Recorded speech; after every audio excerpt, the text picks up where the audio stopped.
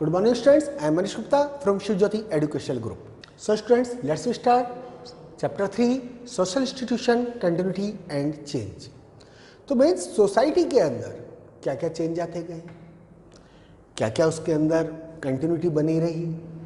तो as we know that Indian society is totally based on the caste system. और ये caste system कोई आज का नहीं, काफ़ी एंशियंट टाइम से हमारे इंडिया के अंदर चला हुआ आ रहा है. हजारों साल पुराना इसकी हिस्ट्री है.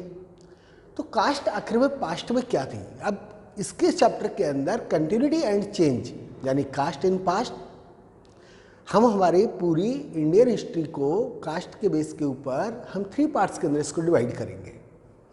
पहला first one is caste in past, second उसके अंदर आएगा area caste in colonialism, and third one is after independence. तो इस बेसिस के ऊपर हम कास्ट को डिवाइड किया. तो कास्ट इन पास्ट, तो कास्ट क्या है, एक इंस्टीट्यूशन जो कि हमारे इंडियन सब कॉन्टिनेंट के अंदर बन चुका था और उसके बेस के ऊपर वेराइटीज ऑफ एक्टिविटीज चल रही थी. तो एक्चुअली ये caste is borrowed from the Portuguese words, कास्टा से लिया गया है, मीन्स प्योर ब्रीड. तो the word refers to a broad institution arrangement that in Indian language, यानी इंडियन लैंग्वेज के अंदर संस्कृत के हिसाब से अब इसको लेते हैं तो इसका मीन्स होता है वर्णा. Varna means colour. तो colour is, varna is the name given to 4-fold division of society.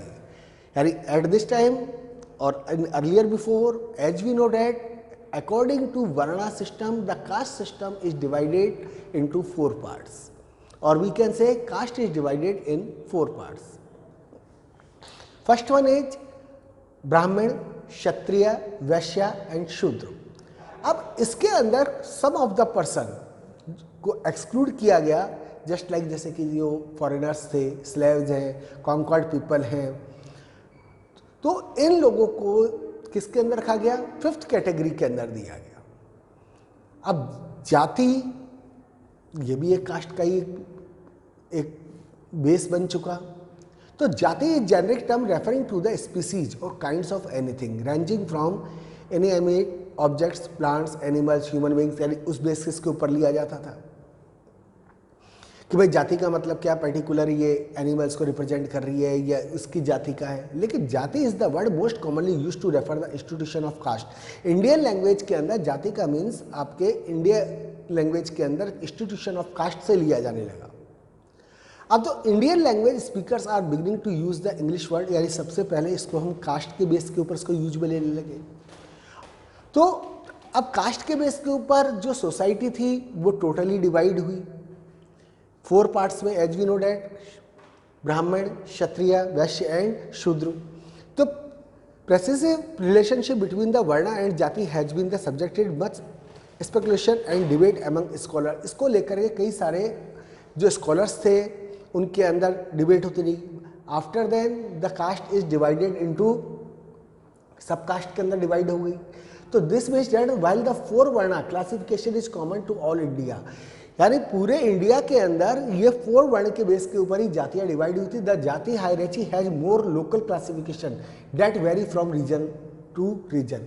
अब ये जो इसकी हायरार्ची जो थी वो एक रीजन से दूसरे रीजन पे, कहीं पर ब्राह्मण को अलग नाम से इंडिकेट किया गया, साउथ के अंदर उसको अलग नाम से, कर्नाटका के अंदर अलग नाम से. तो हर जगह के ऊपर ये जो अपर कास्ट थी उसको अलग अलग नाम से इंडिकेट किया गया और लोअर कास्ट को अलग अलग नाम से. जस्ट लाइक जैसे कि बिहार के अंदर जो भूमिहार है, ये रिच कम्युनिटी के अंदर बेस के ऊपर उनको लिया गया, क्षत्रिय बेस के ऊपर. लिंगायत कम्युनिटी है, ये कर्नाटक के अंदर ब्राह्मण उससे लिया गया. तो opinion also different on the exact as of the caste system. इसके ऊपर भाई कब से कास्ट बनी है, कैसे हुआ, ये इस तरह से इसके ऊपर बाकायदे हमारे पास में कोई एविडेंस नहीं है. तो caste system stood for different things in different times, अलग अलग टाइम पीरियड के अंदर ये डेवलप होता चला गया. और यानी जो ईसा के जन्म से भी काफ़ी पहले 900 से 500 BC से पहले ही हमारे यहाँ पे कास्ट सिस्टम डेवलप हो चुका था. जो मोस्ट कॉमन डिफाइनिंग फीचर्स थे यानी एंशिएंट टाइम के अंदर इंडिया के अंदर वो थे कि caste is determined by the birth, यानी जो कास्ट है पहले आपके वर्क के बेस के ऊपर इसको डिवाइड किया गया, यानी जो पर्सन अर्लियर बिफोर पास्ट के अंदर जो कास्ट सिस्टम डेवलप हुआ था वो वर्क के बेस के ऊपर हुआ था। Those kinds of person who do the work in the churches और इन द टेम्पल्स, इंडिया के अंदर हम बात करें टेम्पल्स वगैरह के अंदर जो वर्क करते थे, पुजारी वगैरह हुआ करते थे, उनको ब्राह्मण बोल दिया गया। एंड जो वॉरियर्स हुआ करते थे उनको क्षत्रिय बोला गया, जो बिजनेसमैन थे उनको वैश्यास कहा गया, एंड जो लोअर टाइप का वर्क करते थे उनको शूद्रास। आफ्टर देन धीरे धीरे ये कास्ट सिस्टम किसके बेस के ऊपर आ गया, ये बर्थ के बेस के ऊपर डेवलप हो गया। तो caste is determined by the birth, यानी a child is born into the caste of its parents, यानी जिस उस फैमिली के अंदर उसका बर्थ हुआ है उसके पेरेंट्स की जो कास्ट है वही कास्ट उसके बच्चे की होगी। तो ये एक चॉइस का मैटर नहीं था जहां पे अपनी आप कास्ट को बदल सके। कास्ट आपकी बाई बर्थ है, उसके बेस के, यानी आप caste, you can not change your caste. आप रिलीजन को चेंज कर सकते हैं लेकिन कास्ट को आप चेंज नहीं कर सकते, क्योंकि बिकॉज जिस कास्ट के अंदर आपका बर्थ हुआ है वो आपका परमानेंट कास्ट है। तो caste is a never matter of choice, one can never change once caste, leave it और choose not to join it. ना तो आप उसको चेंज कर सकते हैं, न आप छोड़ सकते हैं, न किसी दूसरी कास्ट को आप ज्वाइन कर सकते हैं। Although there are instances where a person may be expect from there का, हाँ कई बार ये भी हुआ कि each and every kind of caste is having its own rules and regulation, and those kinds of person who do not follow, definitely the पंचers or the headmen of the caste exclude these kinds of persons from the particular caste group। अगर वो उसके rules regulation को follow नहीं किया तो जो पंच थे उन लोगों ने अपने कास्ट में से उस पर्सन को हटा दिया। Membership in a caste involve strict rules about marriage. अब इसके अंदर भी, क्योंकि आफ्टर देन सेकंड जो फीचर था कास्ट सिस्टम का, यानी inter caste marriage is not allowed. इसके अंदर यानी हर एक कास्ट ग्रुप के अपना मैरिज सिस्टम था। Caste groups are endogamous, that is marriage is restricted to member of the group, यानी if you born in the Brahmin family then you have to marry with ब्राह्मण गर्ल और boys. आप दूसरी cast के अंदर जाकर के मैरिज नहीं कर सकते थे। Caste membership also involves rules about food and food sharing. अब आप क्या खा रहे हैं ये भी डिपेंड आपकी कास्ट के ऊपर करता था। Means if you belongs to the Brahman और वैश्यास देन आप नॉन वेजिटेरियन नहीं हो सकते। आप अपने फूड शेयरिंग का मतलब सिर्फ यही नहीं है कि आप अपना खाना दूसरे के साथ शेयर कर रहे हैं। मीन्स आपके घर के अंदर अगर कोई फंक्शन है तो आप किन लोगों को अपने यहाँ पे इनवाइट कर रहे हैं वो भी इसके अंदर ही आएगा। आप किन लोगों के साथ में रिलेशन मेंटेन कर रहे हैं वो भी इसके अंदर आएगा। तो food and food sharing that is also किससे रिलेटेड है, कास्ट मेंबरशिप से। तो what kinds of food may और may not be eaten is prescribed and who one may share food with his also specified. तो ये भी चीज इसके अंदर क्लियर स्पेसिफाइड करी गई। नेक्स्ट है caste involves a system of consisting of many caste arranged in a hierarchy और रैंक एंड स्टेटस। अब रैंक और स्टेटस, कौन सी कास्ट अपर कास्ट है, कौन सी कास्ट लोअर कास्ट है, ये भी एक सिंपल अरेंजमेंट के बेस के ऊपर बनाया गया। तो in theory every person has a caste and every caste has a specified place in the hierarchy of caste. हर कास्ट का अपना अपना प्लेस है, कोई अपर कास्ट है, कोई लोअर कास्ट है। तो while the hierarchical position of many caste particular in the middle rank may vary from region to region there is always a hierarchy. यानी जस्ट लाइक जो माना गया कि भाई ब्राह्मण है, क्षत्रिय है, इनको अपर रैंक दी गई, जो वैश्यास हैं उनको मिडिल रैंक दी गई और जो शूद्रास हैं उनको लोअर रैंक दी गई। तो उसके अंदर भी जो मिडिल रैंक्स थी वो एक रीजन से दूसरे रीजन के अंदर चेंज हो सकती थी हायरार्ची की बेस पर।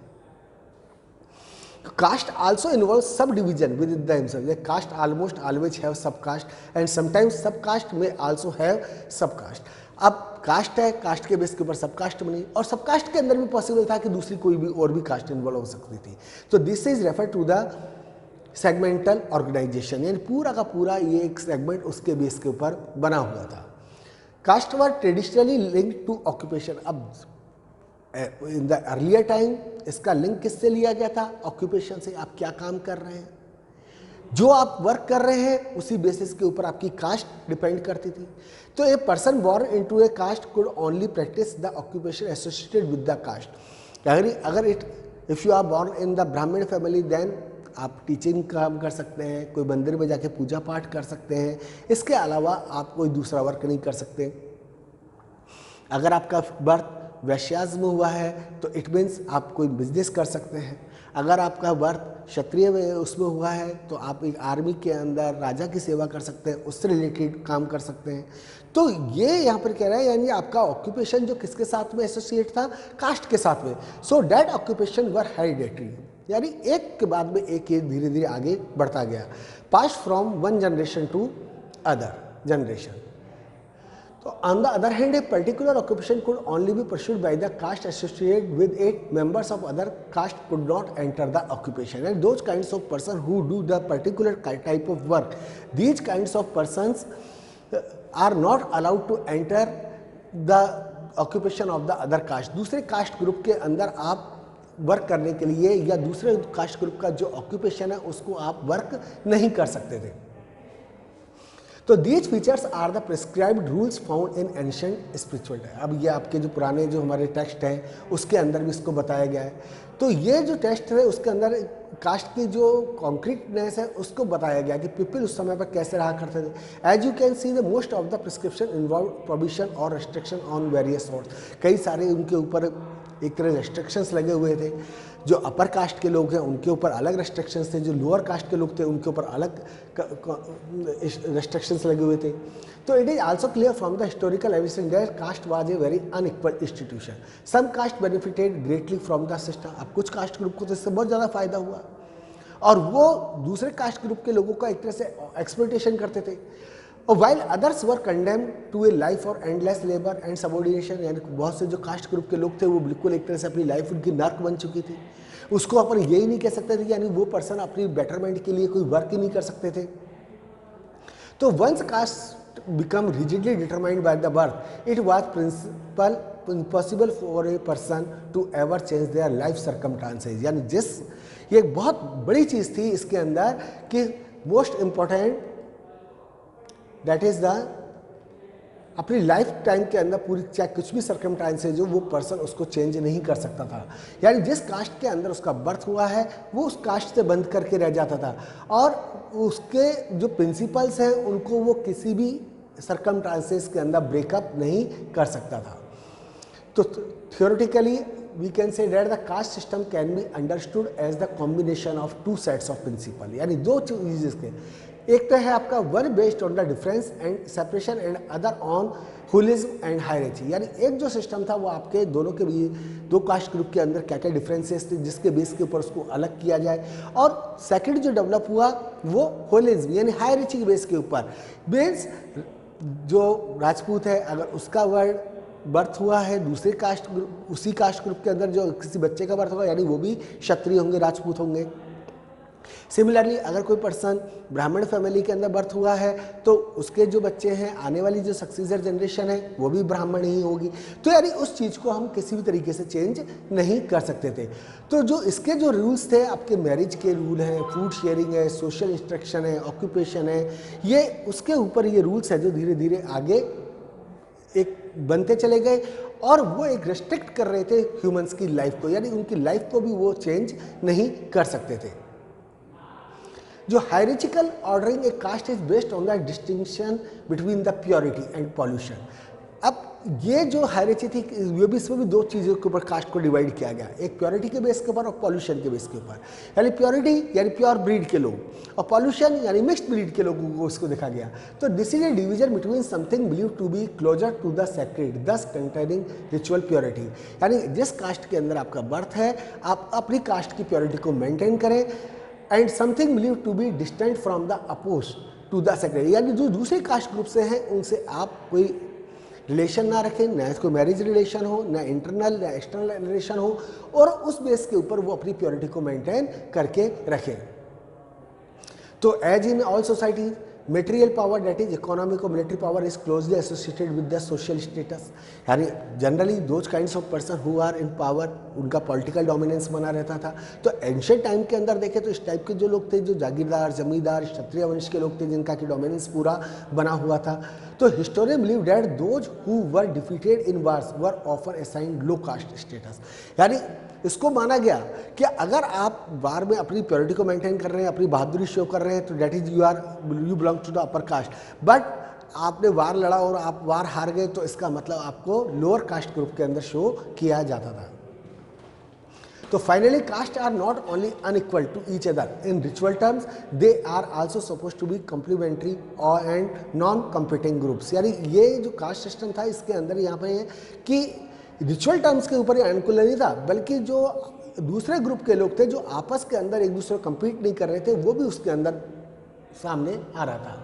तो in other words, each cast has its own place in the system which can not be taken by any other caste. यानी हर कास्ट ग्रुप का अपना अपना सिस्टम था, और जो उसका एक कास्ट ग्रुप का सिस्टम है, उसको दूसरी कास्ट ग्रुप उसको अडॉप्ट नहीं कर पा रही थी. तो since caste is also linked with the occupation, तो एंशिएंट टाइम के अंदर जो कास्ट सिस्टम था वो किस बेस के ऊपर था, वो आप इनके ऑक्यूपेशन के बेस के ऊपर डेवलप हुआ था, और धीरे धीरे वो उसके अंदर चेंजेस आने लगे. The social division of labour except that in principle is also have no mobility. यानी उसके अंदर सोशल डिवीजन के अंदर भी आगे, यानी आप अपनी कास्ट ग्रुप से दूसरे कास्ट ग्रुप के अंदर नहीं जा सकते थे. तो उसके ऊपर भी अलग अलग तरह के जो रेस्ट्रिक्शंस जो लगे हुए थे, जो लोअर कास्ट के लोग, तो उनको कई तरह की प्रॉब्लम्स को फेस करना पड़ रहा था. तो ये जो प्रॉब्लम्स थी, जो एंशिएंट टाइम्स के अंदर लोगों को आ रही थी. नेक्स्ट टॉपिक आता है हमारा कॉलोनियलिज्म एंड कास्ट. यानी मीन्स अब जो कॉलोनियल टाइम, जब when the Britishers came to India, उस समय कास्ट सिस्टम कितना इंप्रेसिव था. तो यहाँ पर ये क्या है कि compare to the ancient past we know a lot more about the caste in our recent history. यानी हमारी हिस्ट्री के अंदर हिसाब से हमने देखा कि कास्ट किस बेस के ऊपर, पहले ऑक्यूपेशन के बेस के ऊपर डेवलप हुई थी, उसके बाद में रेस्ट्रिक्शंस इसके अंदर आते गए. रेस्ट्रिक्शंस अब मैरिज के बेस के ऊपर आए, फूड के बेस के ऊपर आए, फूड शेयरिंग के बेस के ऊपर आए. अब मॉडर्न हिस्ट्री के अंदर इसका जो शुरुआत है कास्ट सिस्टम की, मानी जाती है 19th सेंचुरी में. Then Indian independence in 1947 offer a natural dividing lines between the colonial period roughly 150 years from around 1800 to 1947 and post independence. जो मैंने आपको स्टार्टिंग में बोला, यानी कास्ट सिस्टम के बेस के ऊपर अपन इसको 3 पार्ट्स के अंदर हमने डिवाइड किया. एक एंशिएंट टाइम्स के अंदर, सेकेंड वन इज जो 150 ईयर्स का टाइम पीरियड जो रफली लिया गया है जब ब्रिटिशर्स ने हमारे ऊपर रूल किया, यानी 1947 तक का टाइम पीरियड 1800 से, और उसके बाद में फिर लिया गया आपका जो 1947 आफ्टर इंडिपेंडेंस. अब आफ्टर इंडिपेंडेंस और कॉलोनियल टाइम के अंदर कास्ट सिस्टम के अंदर क्या क्या चेंजेस आते गए. तो इसके अंदर जो अलग अलग स्कॉलर्स थे वो अलग अलग अपना मोटिवेट कर रहे थे, लोगों को बता रहे थे कास्ट के बेस के ऊपर जो डिसएडवांटेजेस फेस हो रहे थे, उन डिसएडवांटेजेस का लोगों के ऊपर क्या इम्पैक्ट पड़ रहा था. ये चीज़ों की आवाज़ उठना आपके कॉलोनियल टाइम के अंदर ही शुरू हो गई थी. अब कई सारे स्कॉलर्स हुए, जैसे कि आपके सावित्रीबाई फुले थी, राजा राम मोहन राय थे, आपके ज्योतिराव फुले थे. तो ये जो पर्सन्स थे, कास्ट बेस के ऊपर जो लोगों के साथ में डिस्क्रिमिनेशन होता था, उस डिस्क्रिमिनेशन के अगेंस्ट के अंदर इन लोगों ने अपनी वॉइस को रेज किया था. तो scholars have agreed that all major social institution specially the institution of caste underwent major changes during the colonial period. के अंदर काफ़ी सारे चेंजेस आते गए थे, और उन चेंजेस के बेस के ऊपर कुछ रेस्ट्रिक्शंस भी लगाए गए थे, गवर्नमेंट के थ्रू कुछ रूल्स रेगुलेशन भी बनाए गए थे. But by far the most important official efforts to collect information on caste was through the census. अब कास्ट के बेस के ऊपर जो सबसे पहला वर्क जो किया गया था, सेंसस को रिकॉर्ड करना, और इसकी शुरुआत हुई थी 1860 के अंदर. The census become a regular 10 yearly exercise conducted by the British Indian government ने इसको बाद में कंडक्ट करना शुरू किया. और सबसे पहला जो सेंसस लिया गया था वो 1881 में लिया गया था. 1901 का जो सेंसस है, the 1901 census under the direction of Herbert risky was particularly important as it sought to collect the information on the social hierarchy of caste, that is the social order of precedence in particular region as to the position. तो यहाँ पर जो सबसे पहला जो लिया गया था हमारा सेंसस वो 1881 के अंदर लिया गया था। उसके बाद में 1901 का जो सेंसस लिया गया था वो किसकी लीडरशिप में, हर्बर्ट रिस्कली की उसके डायरेक्शन के अंदर लिया गया था, उनकी लीडरशिप के अंदर लिया गया था। और इसके अंदर कास्ट के अंदर जो जो चेंजेस आते जा रहे थे उसके ऊपर उन्होंने अपनी व्यूज शो किए थे। तो this efforts had a huge impact on social perception on caste and. तो जो कॉलोनियल गवर्नमेंट ने चेंजेस जो लेके आए थे, जो सेंसस जो डेटा उनके पास में रिकॉर्ड हुआ था, क्या क्या प्रॉब्लम्स फेस आने लगी थी, उस बेस के ऊपर ब्रिटिश गवर्नमेंट ने भी कई सारे रूल्स रेगुलेशन पास किए थे। The land revenue settlement and related arrangement and laws serve to give legal recognition to the customary और caste based rights of the upper caste, यानी अपर कास्ट के लोगों को जो लैंड रेवेन्यू सेटलमेंट था उसके बेस के ऊपर उनको लैंड के राइट मिल गए थे। और these caste now become land owners in the modern sense, यानी आज के हिसाब से अपन ले तो यानी ये क्या बन गए, उस लैंड के मालिक बन गए थे। यानी पहले जो सिस्टम था वो केवल किसको बिलोंग करता था, वो केवल फेडरल प्रिविलेजेस के पास था, जागीरदार जमींदारों के पास था, कोई दूसरे पर्सन के पास में नहीं था। अब उस बेसिस के ऊपर गवर्नमेंट की तरफ से भी कई सारी फैसिलिटीज प्रोवाइड कराई गई और वो उस लैंड का ज़्यादा से ज़्यादा उसको यूज में ले गए। लार्ज स्केल इरीगेशन स्कीम जैसे कि आपकी पंजाब में accompanied by efforts to settle population there. अब ये क्यों किया गया, क्योंकि जिससे कि लोगों की पॉपुलेशन को वहाँ पे सेटअप किया जा सके, तो ज़्यादा से ज़्यादा इरीगेशन फैसिलिटीज प्रोवाइड की आएगी।